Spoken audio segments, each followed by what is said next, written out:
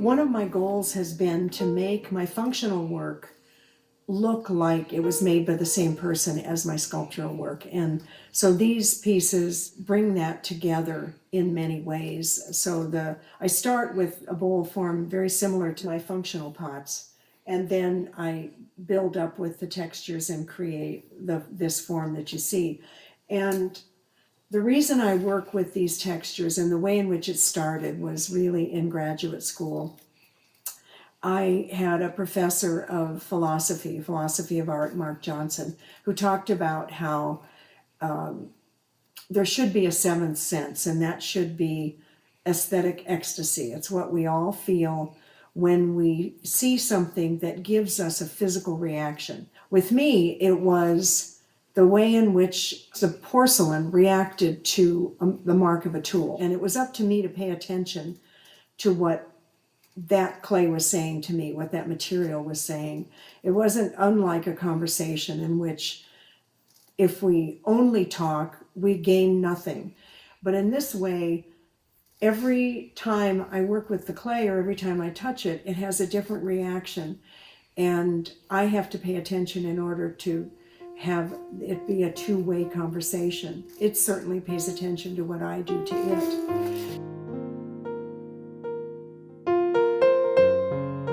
Years ago, I was in the Ashmolean Museum in Oxford, England, and came upon a small porcelain cup that was backed by a little box that fit it perfectly.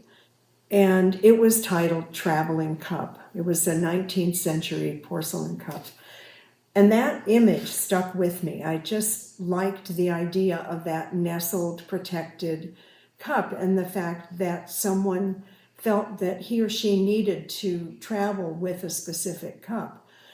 And I realized that people aren't going to take my pots along with them on a trip, but I like the idea that they could.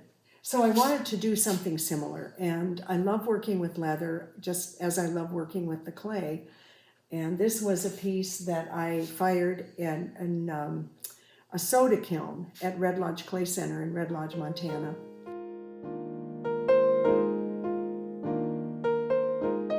A couple of years ago, I started a project mostly out of curiosity of what my own work would look like in a wood fire. I'm not a wood firer, but I love the results of a lot of the wood fire. So I wanted to see what that would look like, and I was able to send a bowl to a wood firer in Massachusetts who's quite a well-known wood firer, Chris Guston, and he was willing to let me put a bowl in the firing. But his condition was that I had to send 2 bowls, so I agreed to that. Then he sent me photos of those 2 bowls, and from the same kiln, but in a different chamber, in different chambers, they were completely different results. So he let me select which one I wanted. So this just made me think about how different they would come out if they were sent to different kilns around the country. So I made 50 bowls, and I shipped one to a wood fire in each of the 50 states. I have 46 of them back here on the shelf, and the results are stunning. Each of the wood fires then documented his or her firing with the type of kiln, the type of wood, the length of the firing, the temperature reached, etc. So this is the one from Massachusetts, the very first one. And one thing about wood firing is that the place in the kiln gives it a story. So in this case, the ash comes through and it lands here. This is kind of like the human story in that we all start out kind of the same, a blank slate as these did. They're all the same clay, all the same glaze. And then it's what happens to the bowl in its lifetime that changes it. So each one tells the story of where it's been and the change that's happened to it. In 2005, I earned a sabbatical from Emporia State University where I was teaching, and I went to China to spend 2 months working in the studio.